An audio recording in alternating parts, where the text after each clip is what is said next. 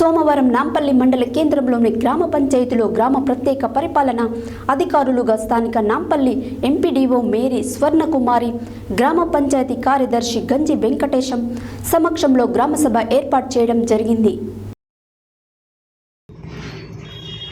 సోమవారం నాంపల్లి మండల కేంద్రంలోని గ్రామ పంచాయతీలో గ్రామ ప్రత్యేక పరిపాలనా అధికారులుగా స్థానిక నాంపల్లి ఎంపీడీఓ మేరీ స్వర్ణకుమారి, గ్రామ పంచాయతీ కార్యదర్శి గంజి వెంకటేశం సమక్షంలో గ్రామసభ ఏర్పాటు చేయడం జరిగింది. తెలంగాణ ప్రభుత్వం గ్రామ పంచాయతీలకు ప్రత్యేక పరిపాలనా అధికారులను నియమించిన అనంతరం నాంపల్లి గ్రామ పంచాయతీలో మొదటి గ్రామసభ సమావేశం ఏర్పాటు చేయడం జరిగింది. గ్రామ ప్రజలు గ్రామంలోని పలు సమస్యలను ప్రత్యేక అధికారుల ముందు వ్యక్తపరిచారు.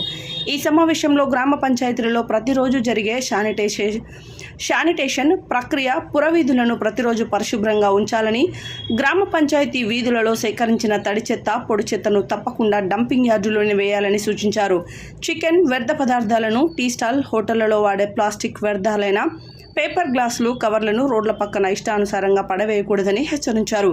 అదేవిధంగా చికెన్ షాపులు, టీ స్టాల్ నిర్వాహకులు నోటీసులు జారీ చేసి వ్యర్థాలను చెత్త ట్రాక్టర్లలో వేసే విధంగా చర్యలు తీసుకోవాలని ప్రత్యేక అధికారి ఎంపీడీఓ మేరీ స్వర్ణకుమారి గ్రామ పంచాయతీ కార్యదర్శికి సూచించారు.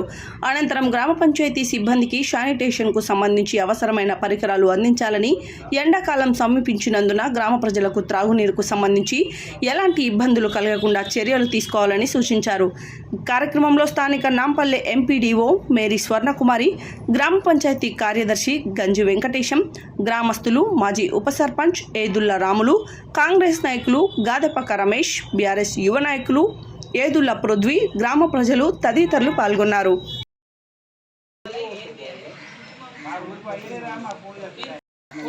రోజు పొద్దున ఎక్కడున్నారు ఏంటంటే అమ్మాయి కూడా వస్తుంది. ఆఫీస్లో కూర్చోలేదు లేదమ్మా, పోయి అది చేసుకుంటే ఇంటి పక్కకు వస్తుంది.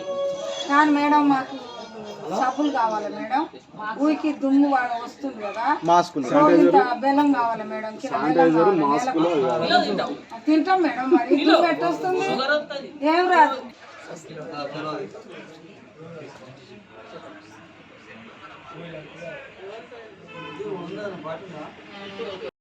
నేను అదే చెప్తున్నా, బండి కొత్తగా కొన్నా, ఇప్పుడే నడిపిస్తున్నా.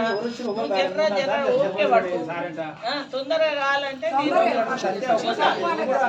సబ్బను అది ఇప్పించే ప్రయత్నం చేస్తా. నెక్స్ట్ వచ్చే నెల ఇంకోటి తీసుకున్నాము. అట్లా ఒక్కొక్కటి చేసుకుంటా పోదాం. అన్ని ఒకటేసారి అంటే ఇబ్బంది.